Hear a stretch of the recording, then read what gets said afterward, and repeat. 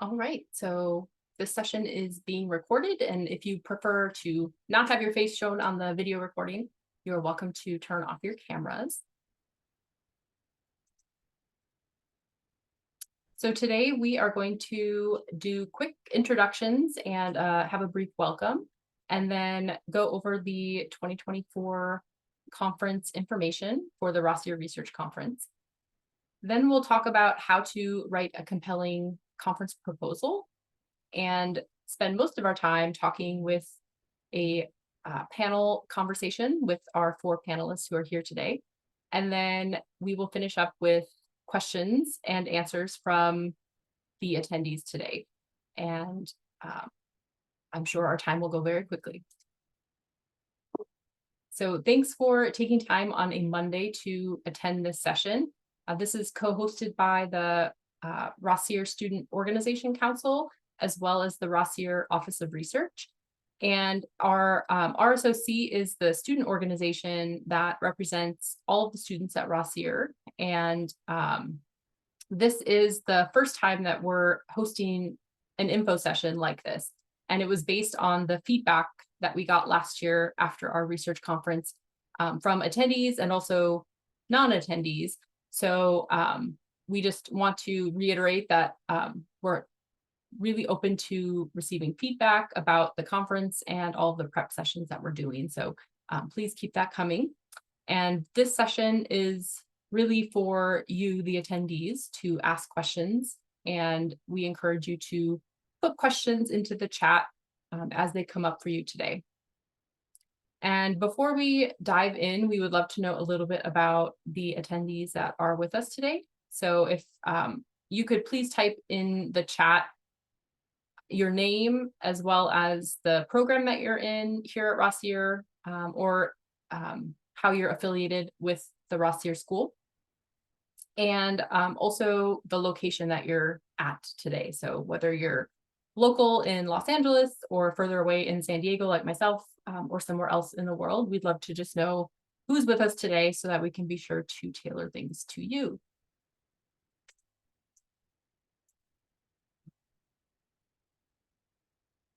Excellent. I see. Oh, welcome, Alma. You're one of my cohort mates in the EDL program, higher ed concentration.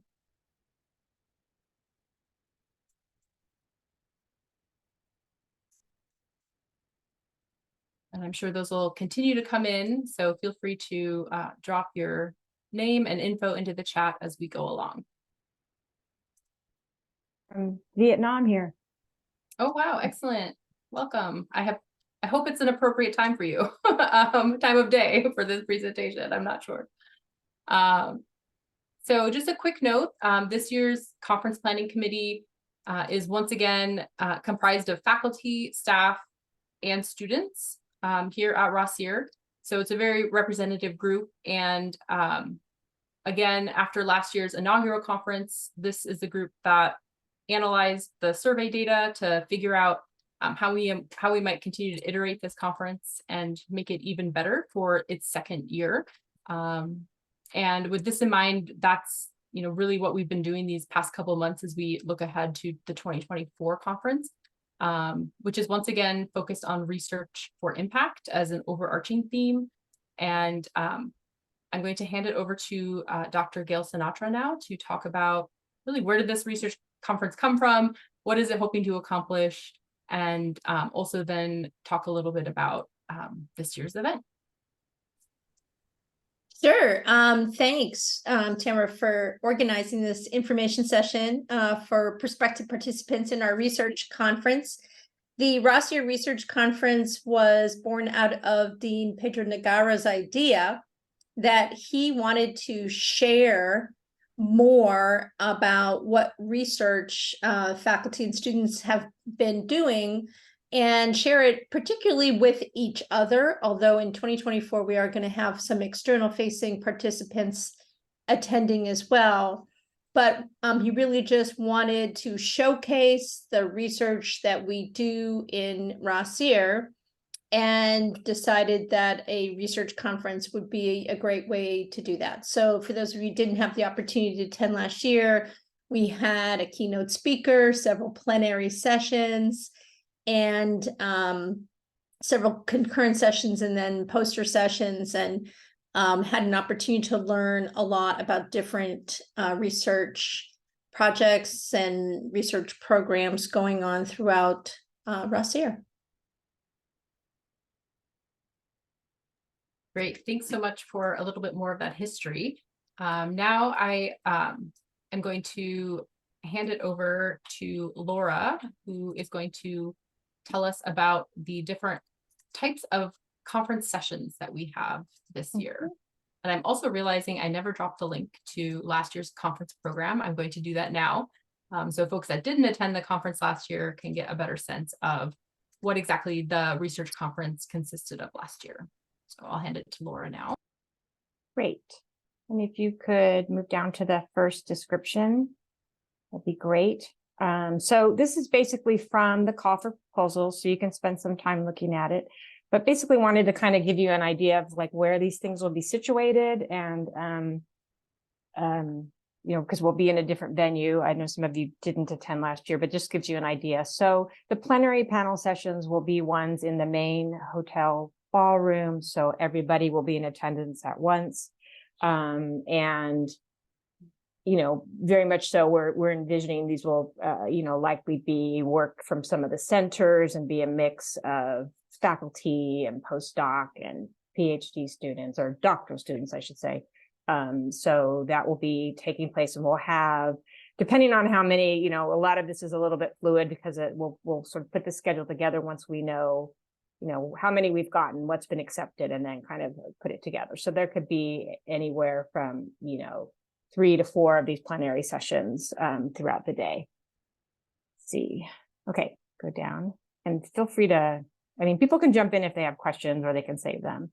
So the panel sessions is new this year, and these will be shorter, have 2 to 4 presenters, and these will be in breakout rooms. So similar when if you've gone to AERA or other panels where you have these sort of big whole group things, and then there will be an opportunity to break out. And so again, depending on how many we get, we have a number of breakout rooms that will be available, and so we'll so there'll be a smaller audience. So if that seems like, if you want a more intimate setting, you know, some person mentioned to me like it seemed kind of overwhelming to have such a big room. So this is also an opportunity with a slightly smaller group to be in a smaller setting. Okay. And then also new this year and a little different is, so we're going to have individual presentations, and so they can be so unlike a poster per se, or we had some structured poster sessions last year, if any of you were there. These will be individual presentations, 15 to 20 minutes, including question time, and we'll have 2 of those per breakout room. So the idea is that say they are 20 minutes each, you'd have a 40-minute session, and two individuals would go one after the other. So and in this one, what's a little bit different is that preliminary and in progress research studies will be considered for this. So that's something to think about if you don't have a, you know, fully fleshed out, and particularly for students, I think, who are looking at either have a fully fleshed out, completed, published study. This is something that might be a good fit.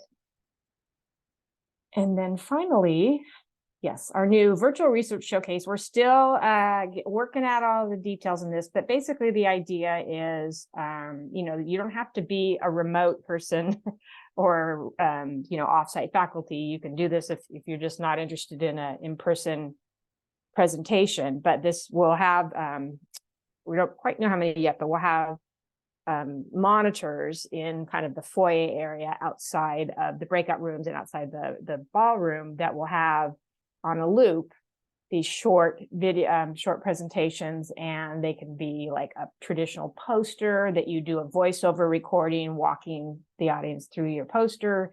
You might want to do a short little video, and these will be available, but they should be 5 minutes, and these will be available throughout the day. There'll be wireless headphones, so people, you know, if they have a break or during the reception at the end, or you know, if they have a little time, they can go and listen to them. So they'll be available throughout the day. So we're pretty excited about offering, you know, kind of a flexible short, brief format for people to, and again, like I think kind of the idea potentially if people want to do this as a poster, that will lend itself very nicely. And then you can just like in Zoom or another, whatever platform you're using, record your presentation. Or maybe you could do it in Zoom with your slides like this and having your little thumbnail of you. So there's different formats, and we'll definitely, as we get closer and things have been accepted, we'll provide more details on that. Sorry, my phone just went off. Okay, so I think that's it. I don't know if you want to just quickly, are there questions or anything not clear about the various formats? Can ask or put it in the chat. And definitely don't hesitate. My info is on the call. If you have questions as you start putting something together and you're just wondering, please feel free to shoot me an email, or particularly with the virtual research showcases, like if you think this would fit within the parameters of what you're looking for, I'm happy to entertain any questions that way. Oh, yes. And finally, another new thing this year. It is a start, but we realize that there are students and offsite faculty who might want to attend in person. So we are going to offer to 4 $500 travel awards, 2 for faculty, 2 for students, and competitive based on the merit of your proposal. And so on the form, you'll be able to indicate if you want to be considered, but certainly, that's not, you can ask for it and maybe not get it and potentially be accepted for presentation if you'd want to come in person even without receiving an award. So there was a little bit of confusion on that. And then in the past, last year we did open up submissions to recent graduates of our doctoral programs, and so alums will not be considered for this. So, but we're excited at least to make a start in trying to provide some support so folks who are not here in the SoCal area can have a little assistance to participate. Awesome. Thanks so much for the overview of the different session types, and then also this travel grant. I agree, it's awesome to have that available, and I think that makes it much more feasible for people that live at a distance to potentially come and participate. So that is excellent news. Up next, we're gonna ask Dr. Sinatra if she can talk a little bit about writing an awesome proposal and sort of like pulling back the curtain on what makes a proposal compelling and how can people write strong proposals. Thanks, Tamara. So these tips are just some general tips that I think really pertain to a proposal for just about any research conference in education. It could be K-12, it could be policy, it could be ed-sci, it could be higher ed, it could be teacher ed. So I think these are some general issues that you could attend to no matter what you're writing for. And the first is to tell a good story. And often people think that a proposal is like a narrative description, and I mean an expository description of this happened, but really it's a narrative. In other words, it's a story. In other words, you have the elements of a story. You talk about what happened, and then you set up a conflict like there is in the story. So this is what's happened in the research, but the conflict is we don't know enough about this. And so then there's a resolution. Well, I have found out something new about this, and then, hopefully happy ending, right? So there's kind of a narrative arc to the flow of a research proposal, and you really want to set it up that way so that people understand exactly what you're doing from a real good story sort of standpoint. So I think that's something that I really look for in proposals that I read, and obviously research papers as well. So an important thing to keep in mind, no matter where you're submitting a proposal for anything, is to avoid a lot of jargon, because what you don't realize is reviewers often are outside your area. So a review panel for this research conference or for any research conference or for a journal, they're not all in your area necessarily. So if you're using terms that are just unique to your specific research, then the reviewers may not know what those terms mean. So you could use a term like that if it's very important, but then you should define it. But if you really want to make it accessible, you want to try not to use jargon unless it's something that's a real specific term that you really need for your research. And then of course you want to define it. So surprisingly, a lot of people forget to put their research questions in a proposal, and it's very, very hard for people to judge the nature of your research if they don't have a sense of what questions you were asking. And this is true if it goes across quantitative or qualitative or any kind of research. People really need to be able to situate what you did in what questions you were asking. So make sure you include those. And then methods obviously have to be aligned to those questions. So whatever you asked, what kind of methodology did you use to answer that question, and how they align should be really clear. So if you've asked a question, you should be able to have methods that give a good chance of answering that question and explain why you're using the methods you're using to address those particular questions. And then obviously you're going to present your results. I didn't even put that on here because that's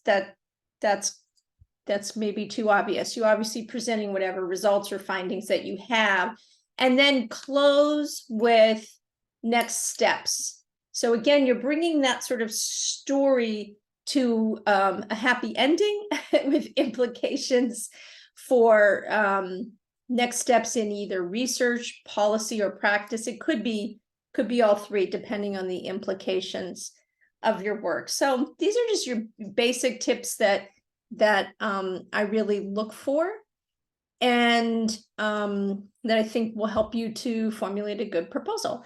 And if you have any questions, just speak up or put it in chat. Great. Thanks so much, Dr. Sinatra. And reiterating, as questions come up, feel free to put them in the chat, or also we're a small enough group that you probably can just offer that up as well. And I see Desiree's hand, so you can also raise your hand. Yeah, no, thank you. I was just going to add, because there was some commentary in the chat about the individual panels or presentation sessions being able to be used as opportunities to test out like working research topics that are like still in development. So in regards to like the proposal, I was also going to add, if you don't have already like fully developed findings, putting like anticipated findings or preliminary findings is also a good way around that. So just wanted to circle back to that. Thanks, Desiree. That's great. So now we're going to move into the panelist part of our program. So welcome, first of all, and thank you to our 4 panelists that we have joining us today. All of these individuals presented in some way, shape, or form, sometimes some of them in multiple settings during last year's conference. So we're very grateful that they have agreed to share their experiences with us today. So if each of you could please introduce yourselves, we will go with the order of this slide. So we'll start with Emily. If you could introduce yourselves, and then in addition to sharing who you are, what program you're in, or what affiliation you have at Rossier, if you also could talk a little bit about the origin story of your conference experience last year. So how was it that you came to be at the conference and presenting, and what different ways did you contribute to the conference, and just kind of get a sense of how you were a participant in last year's conference would be really helpful. And then after the 4 of you introduce yourselves, I will then continue on with the questions that we have, and we also will be checking the chat to see if any questions pop up as you all give your intros. So Emily, would you like to go first? Sure. Hi, everyone. I'm Emily Gonzalez. I'm a third-year doctoral student in the PhD program, Urban Education Policy, in the EdPsych concentration. And for my origin story, last year I remember seeing the call for proposals for Rossier, and I remember a lot of folks are super excited that Rossier was considering doing its own research conference and being able to learn from one another, because I think a lot of times in universities we get very siloed in our labs, and so it's a really exciting opportunity to learn about what everyone is doing across the concentrations in Rossier, what faculty have been thinking about and doing recently. So when we first saw that, I know my lab was particularly excited about participating, and it was discussed in lab that this would be a great opportunity for me to share some of the research that I had been working on, that I started in my first year and continued in my second year. And it wasn't in a perfectly polished, shiny state, right? And so I chose a poster presentation for that purpose, because I think that's a really great opportunity to talk about work in progress, get feedback from peers, faculty, get practice talking about your research and how you went about it. And so that was the way in which I participated last year at the conference. Great, thanks so much. Laurel, you're up next. Great, thank you. Hi, everyone. My name is Laurel Krupke. I am also a third-year PhD student in the Urban Education Policy program, also in EdPsych. And I last year participated by doing, I think it was called a poster chat, which I think is similar to this year's individual panel presentation session option. And Dr. Sinatra is my advisor and my lab advisor. And we were working on a research project that we had just gotten pilot data for last year. And it was a really, we were finding some really interesting things during that kind of preliminary analysis time. And we thought it would be a great opportunity for me to present these preliminary findings, get some feedback from the group, kind of similar to what Emily was sharing. It's a good opportunity to see what others are thinking about our city. Our goal was to launch it in a much larger way over the summer. And so this presented an opportunity for us to kind of get feedback on what the results were saying to us and how we might be able to make any adjustments or make sure that we're making the best use of the larger study that was coming a little bit later on. So, and it was also a great experience for me as a graduate student. I've done some presenting in the past, but not at Rossier and with the education community yet. And so, or educational research community yet. And so this was a really great format and great opportunity to get practice in presenting my educational research or in an educational research context. Great, thanks so much, Laurel. Desiree, you're up next. Sure. So the way that this came about for me was kind of twofold. Once the call went out, there was a lot of talk from my research center about making sure that we were represented in the conference and just really wanting to showcase the really innovative work that we were doing as a collective. But there was also, on the other side, an opportunity that I had the semester before to do some work with one of my professors in the program, which I realized just now I didn't introduce myself, but hello, everyone. So I am also a third-year PhD student in the Urban Education Policy program. I am, however, in K through 12 policy.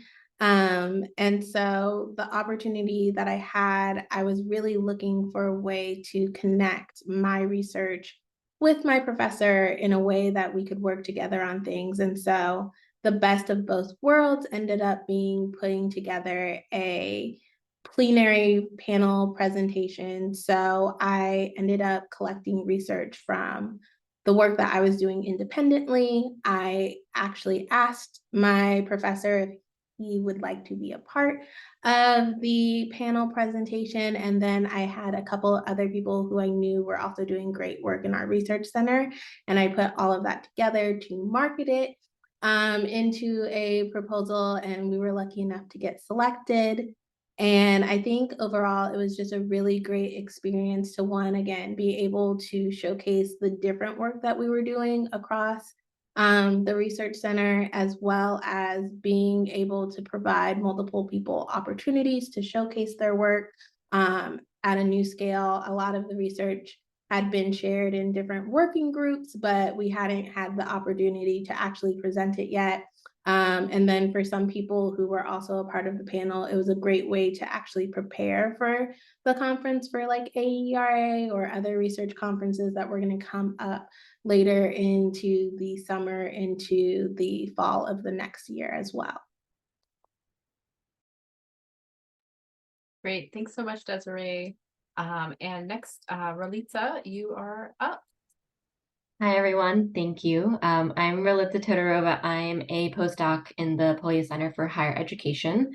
And so I guess I kind of did both ends, or each end of the scale last year. I was on what would be a plenary, similar to a plenary for this year. And then I also had a poster chat. So I was invited to participate in the panel. It was slightly different than your traditional kind of presenting findings. It was more of a methodological session. We talked about research practice partnerships. There are a number of projects in the Polya Center that are research practice partnerships. So kind of working with the practitioners, working with the stakeholders, either in the way that the research is developed or in the way that findings are discussed or in the way that kind of this back and forth policy is being enacted. And so there were 4 of us that kind of presented different ways through which our projects engaged in this research practice partnership. So not as much on findings, but on the methodological side, and just kind of thinking more broadly about kind of, as Gail was talking about, the research and practice and policy implications through the way that the projects are designed. And then the poster chat that I was a part of was with who is now a PhD student that's part of our PASS team. The project I'm on is PASS. I don't know if I said that. And so we did a poster on somewhat emerging findings that we had been working on, looking at well-being for at-promise students, so students from historically marginalized backgrounds, and what well-being looks like in higher ed settings, kind of moving beyond just mental health, but looking at other various ways that well-being is enacted. And so that was more of a developing paper and findings. We used qualitative data to kind of think through what we were starting to see, and we used the poster chat to frame that piece. Great. Thank you all for sharing your origin stories. And I think it's really interesting to see the different ways that people came to the conference and kind of how you got involved. And I feel like some of the through lines are, no matter where you're at with your research, there's probably a place for you at the conference to come and talk about it. It's just a matter of finding which session. And then also, you might want to find collaborators, right? Like you might want to identify people within your program or across programs, considering not only students, but also faculty and postdocs that might be at Rossier. So I think there's a lot of different pieces of advice that you all shared just in that initial opening. So thank you for that. Any questions that have popped up in the chat? I haven't seen any, but I did want to make space for that. If anyone who is here has particular questions after hearing the panelists do their intros, feel free to drop those in the chat. I'd also just like to add that in the case of the panels, either the plenary or the ones in the breakout rooms, that, it doesn't necessarily be, if you have if there's another student in your cohort who's maybe doing some work similar to yours or kind of in the same setting, like maybe community colleges, or, like you can also kind of cobble something together, and correct me if I'm wrong here on this, Gail, but I mean, you can also cobble something together. Like not everybody was presenting on the same study, like from the center that, like what Desiree was on, that there can be things that are sort of related in some way, but not necessarily the exact same research. So, you can kind of keep that in mind in terms of if you're thinking Sure. like, well, I'm doing my stuff individually. I don't have anybody to present with. Well, actually, you could put something together that sort of, is a crosses Sure. kind of, Yeah, if you had several related projects, like related in the sense of on a similar topic, then yeah, that might work well as a panel. Great. So a question I have for our panelists is, what was your timeline like? And like, how long did it take you to do the proposal? And then in terms of the preparation, maybe for the conference and the event itself, so sort of like time commitment, and like, how long does it take to get from like ideation to actually, having a panel ready to go, or a presentation ready to go?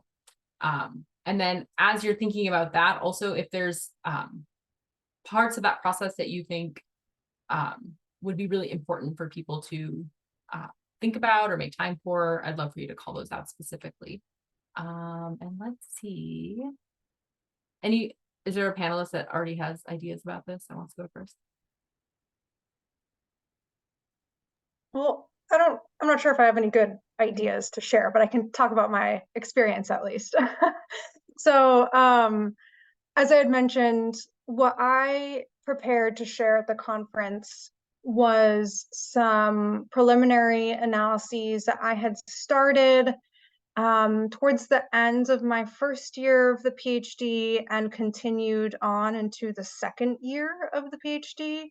And by that point, that's what, like 9, 10, 11 months that I had been working on these ideas, but that includes like conception of research question and thinking about analyses and how I was going to go about coding interviews and all of that. So that took quite a bit of time, of course, as research does. But then once I got to the point of thinking about how I want to pull these things together for a poster for the presentation, the proposal itself, if you've been thinking about the research and you've written a proposal before, that doesn't take too long, right? I think that there's a word limit even for the proposal, and so as long as you've been engaging with your ideas and been thinking about it, that shouldn't be a terribly intensive process. And as long as you're following some of the guidelines that Dr. Sinatra outlined about what is a good proposal. And then the other part is, of course, the time that it takes to make your actual presentation.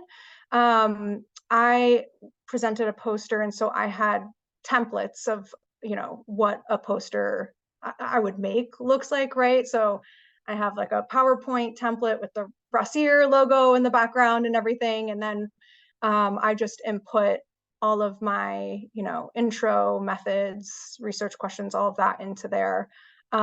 So if you have things like that help you save time, I always recommend having like a poster template ready to go for presenting, so that you can just input the information. And then of course you want to get some feedback from peers to make sure, is this clear when I'm talking about this in the intro? Does that make sense to you? So that can always be an iterative process of making the poster. So I don't have like a great sense of time of how long that took, but I know that on the whole, the way I talked about it, like the chunk of time actually doing the research, the chunk of time putting together the proposal, and then actually creating your presentation, that's kind of how I experienced those different timelines. So I'll have others jump in. They might have a better answer than me. I can go next. I think, again, because my process was a little different because it also involved multiple people and like moving their works and making sure like I had what their proposal portions would be and putting it all together. I think for me and my research, what I ended up presenting was very much so in our panel where we had related concepts, but each person actually was presenting on different data. So my actual project myself, had been probably worked on at least like a semester to a year before. We had already been in the stages, me and my research partner on the project or co-author had already submitted it for a special journal issue. So we were already working on it, developing it as we were preparing for the conference.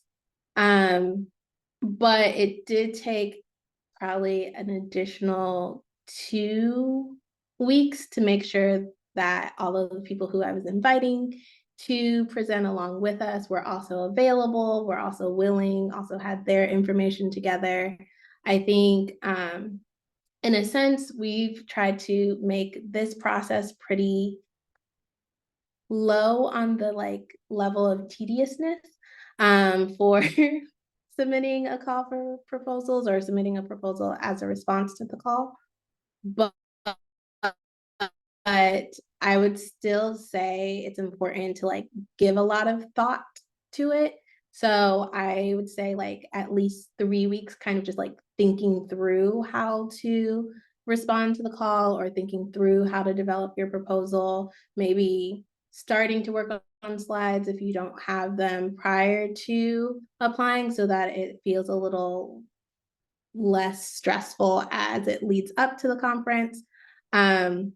But overall, again, I feel like it can be easier if you have something that's already in the works. However, don't also let that deter you. I think that was one of the reasons why when we redid some of the newer changes to the sessions this year, we wanted to be able to also meet people where they were at.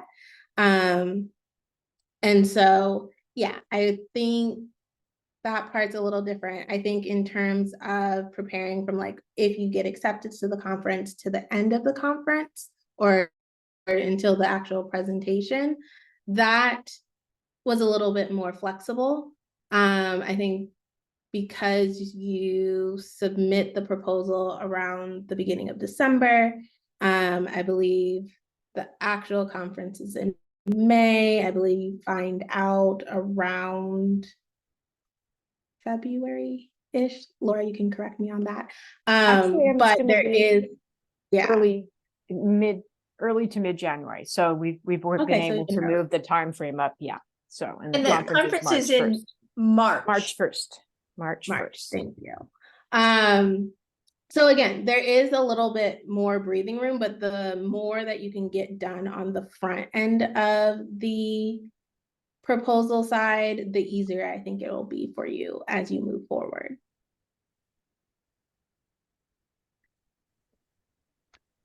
I'm happy to share. Oh, go ahead, Laura. Oh, go ahead.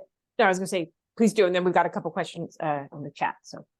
Yeah, no, I would love to add to this particular question because I actually have a slightly different experience and a slightly different timeline and preparation process than I think Emily and Desiree both shared. So I think it would be helpful to give kind of a different perspective to that. So Emily and Desiree both talked about kind of long research processes and having been working on these projects for 9 months to a year before submitting the proposal. The project that I submitted was, we collected data in November and December, and I submitted the proposal in January. And so when I say preliminary analysis, I mean very preliminary analysis, and I did not have a fully baked presentation in mind, or even how I might share those results yet. But like Emily and Desiree, I think both mentioned, the proposal's not super long. And so there's not actually a lot of words to get into a lot of the details. And so even if you're very early in your research process and your analysis process, we also mentioned, preliminary findings or expected findings are also, great ways to share what you think you'll find or what your research is kind of pointing towards. Like our initial analysis was pointing towards some findings, and I was able to share those in the very short proposal. word count, and then took the time after the proposal was written to really expand upon those and figure out how I was going to show those findings. And so I wanted to put that out there as you don't have to have everything fully baked before you write the proposal, because it doesn't, you still will have that time between the beginning, middle of January to the beginning of March to figure out, okay, I have these findings, or I have this idea. How do I want to share that? What do I want to show? What do I want to discuss? Because I think that's another really great opportunity with this research conference, is to have that discussion about, well, here's what I'm finding. What does the audience think about it? Or what could, like in my case, last year, we were going to run a full research study after we analyzed and kind of discussed this pilot. And so, what information, what questions could, I, as the researcher, ask the audience to, share about what I'm sharing with them. So I just wanted to put that out there. Is there's a shorter time frame too, if that's where you are in your research, and you will, have the stuff to share in March, and you have the idea of what you want to share. Don't let that stop you from proposing, because this is a great opportunity to really get this opportunity to share with what you're thinking and what you are, preliminarily finding with your research. So I just wanted to put that out there before we moved on to another question. Great, thank you. Laura, was there anything in the chat you wanted to elevate? Actually, well, Gail has responded to a couple. Okay. And I had actually, so I think also we will, depending on what we get in, I mean, last year, if something looked like it had good possibility, but maybe they were applying for a format that maybe wasn't quite right. I mean, there's also an opportunity where we might come back and be able to say, hey, would you be willing to present this as a poster electronically, or would you really do this as an individual? It doesn't really seem like a full panel. So there will also be opportunities to kind of shift if we think, it's something we think should be part of the conference, but maybe just not the right format that you've selected. So. Yeah, that's a great point. And then also in terms of dissertation research, I think that's something that I think a lot about too, and how to best do that and when to best do that. And it might be also, and correct me if I'm wrong, but I think people who graduated in 2023 are able to come to this year's conference and submit proposals. Is that? They can. We're inviting them to submit. I mean, they've been sent, but not necessarily to attend full, because that's a lot of people. Right. So, but present. So yes, they have been. We've sent the information to the person who manages those lists, and also the directors of those programs know as well, so they can get the word out. Perfect. Because that's, I think, sort of in my mind, like perhaps when you're in the thick of it, especially for EDL students where we're taking coursework and dissertating at the same time, I think the thought of adding one more thing, like a conference proposal to my plate right now as a third year EDL student is a lot. But I think, gosh, if I have an opportunity to present my research after I've actually finished my dissertation the next year, that would be awesome. So just offering that up as potentially a future application in the future. And Gail, I see you unmuted. Yeah, I just wanted to confirm that. So, the focus of the conference is on current research. So research that's currently being done by our current students and faculty. But what we do is we do allow that sort of 1 year lag for the reasons that you were saying, Tamara, that it's hard for people who are in the midst of it. But we don't open it up to all our alumni, because obviously we have actually, thousands and thousands of alumni. So it's obviously meant for us to be focused on our current work. So that's what we're trying to thread that needle. All right, I'm going to go on to another question because I am particularly interested in this one. So I'm interested in, I guess, kind of combining two of the questions. So first of all, what do you think made your proposal stand out? So you all worked very hard on your proposals. If there's one thing you can say, I think because it was, this combination of factors, or because I told a really great story, or I had a great pitch, or, because my results were so interesting and I focused on those. But if you could tell us what aspect of your proposal do you think might have really helped you get selected? And then also, have you presented that proposal elsewhere at other conferences? Did it help you kind of practice ahead of time, or kind of like other conferences that you've presented at, and kind of how does the Rossier Research Conference compare to those other conferences? And perhaps, I feel like I see Laurel's wheels spinning, so I don't know if she'd want to maybe go first this time. Sure, I am happy to share.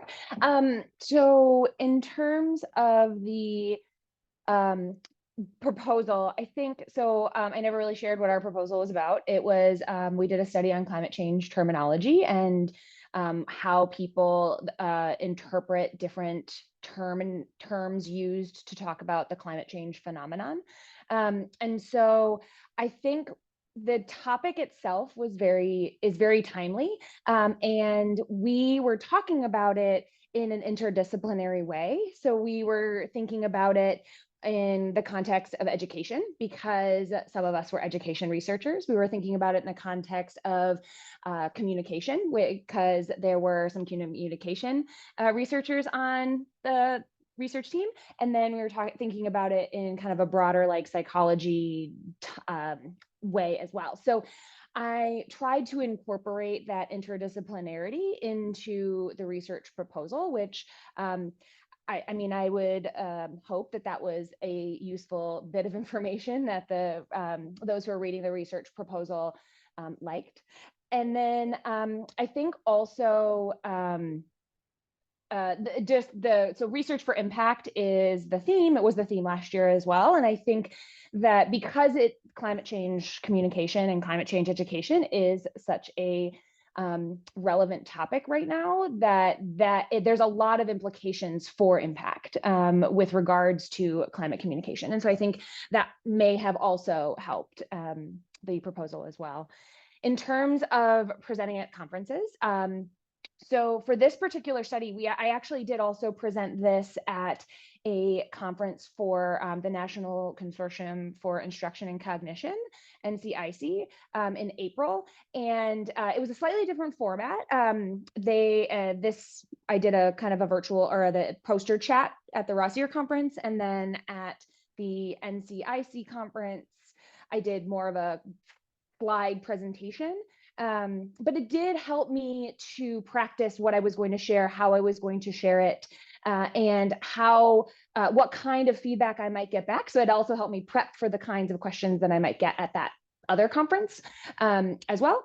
So that was really helpful. And then kind of how the two compared, I think that the NCIC presentation for this particular study was a little bit more formal, in the sense that there was a very kind of specific format, whereas the poster chat last year was there was a little bit of flexibility in terms of the format. Emily mentioned she created a poster. I actually used like a handful of slides to kind of blow up, or I should say like enlarge some of the findings that I wanted to share. So while it was a poster presentation and I kind of spoke to it in that way, I still did use kind of a number of slides in that presentation. And then, but so I would think that last year I felt like the Rossier conference was a little bit more informal, because it also provided that opportunity for more discussion. The NCIC was also like very strict in terms of timing. And so 5 minutes was over, and any Q&A after that was kind of post the session, whereas I feel like the Rossier conference, there was a little bit more opportunity for that discussion with the audience and with individuals who were in attendance. Great. Anyone else want to jump in? I just want to jump in and say that in general, you don't present the same thing at two conferences, but because this is a Rossier Internal Research Conference, you do have that opportunity to do, as Laurel said, present it when you are going to present later at a national conference and give you a chance to practice, hone your presentation, get feedback. So it's unusual because normally you don't present the same thing at two conferences at the same time or later on. But this is a chance to actually do that and to get practice and maybe edit your slides or edit your presentation going forward to the next conference. I'll just add similar or at least tangential to that point. So the poster that I presented on last year around well-being, we didn't present exactly along those lines. I mean, well-being is just a huge part of the study that I'm on. And so part of the trajectory of that topic we submitted now for a symposium at ARA, which we actually haven't heard back from yet, but hopefully that gets accepted. And so kind of the journey of starting as a poster to building out an idea, using that space for conversation and questions, and then kind of continuing with that project to submitting it elsewhere, submitting it at beyond a poster, kind of at a larger session scale to take your ideas as it goes from as we were talking about the early stages or preliminary findings, but then using that to kind of build your work with the next steps. Great. Either Desiree or Emily have anything to add? Yeah, I can share my experiences. I think in relation to the first question about what stood out the most is probably just the format in which I feel like I ended up organizing or presenting the panel. So there ended up being, I think, 5 of us who were actually on the panel. And then I also organized it in having a moderator as well. So it wasn't just fully just the discussion of our research, but there was actually an opportunity to have questions be asked by someone in the field who also could speak to the different issues. I think the other part of what stood out is, again, just trying to make it as inclusive and collaborative as possible. So in addition to works from 2 professors being represented, there was also works from different schools within Rossier. So there's also a student who was in the school for social work. There was also, again, Rossier students that varied across different programs, different parts of the program. And so being able to collectively bring that all together, I think really helped to also represent what kind of the conference was about, which is like sharing what we're doing at USC and sharing what we're doing within Rossier. And so that was really helpful. And then I think in relation to the second question, can you repeat it one more time, Tamara? Yeah, just if you used it to as a launch pad for other conferences and kind of how does the Rossier conference compare? Yes, so with that one, my experience was slightly different where as Laurel was talking about using it to prepare for another conference, we had presented it at a smaller conference. We had gotten feedback on it. We had made a lot of different edits to it, had tweaked it, changed titles. And so presenting it at the internal research conference was also a way of double checking and making sure that we were able to address the feedback that we had received prior to, especially right before going into the writing stages, as I was talking about with writing for that special issue and taking it from presentation into an actual manuscript. Excellent. So we have about 4 minutes left. And I did want to offer time for questions from the group. Is there anything in particular, if you haven't asked anything yet, things that you want to know about for any of our attendees here? And feel free just to unmute if it's easier to verbalize versus type it into the chat. I just wanted to thank everybody for offering your experiences and just listening to everybody share what they've gone through. I received an email about this process, so I just wanted to include myself and just listen and just take baby steps a little bit at a time. My dissertation revolves around student athletes and academic services and secondary education. So just the more information, I just turn into a sponge, and I love it. And I just wanted to take the time to thank everybody for just sharing their experiences. Thanks so much, David. We appreciate that and are glad that you're here, and appreciate all the sponges in the room, right, that are soaking up all the good information. I feel like I'm in that same boat, learning a lot from this session. So anyone else with questions? I'll also just quickly respond to what David said. I'm always happy to talk to any student or postdoc or whoever really is hoping to submit to the conference and talk about more of my experiences and how I actually went about structuring my actual proposal, what my poster template looked like. If anyone needs specifics about that in a little bit more detail, I'm always happy to chat, and you can reach out to me and I can put my email in the chat box.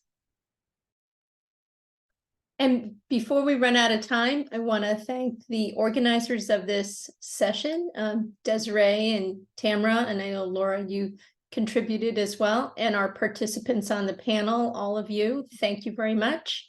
And thank you for coming to find out more information about our Rossier Research Conference, and I hope you submit, and looking forward to seeing you there. And for those of you, like if you are talking to classmates, cohort mates, let them know. We'll make this recording available. We'll get it out there in various forms. Encourage them to think about submitting, please. Wonderful. Thanks again, everybody. I appreciate your time, and thanks to the panelists for sharing, and thanks to the attendees for asking great questions. I just dropped a link to the proposal submission form into the chat, so feel free to look at that alongside of the narrative of the actual call for proposals. And of course, feel free to reach out to any of us here with questions as you consider submitting a proposal for the Rossier Research Conference. And I hope to see all of you there in March, March 1st, is that correct? Friday, March 1st, at the USC Hotel. So looking forward to hopefully meeting all of you in person. So thanks so much, everybody. And that concludes our wonderful, exciting session for the night. Have a good evening. Good night.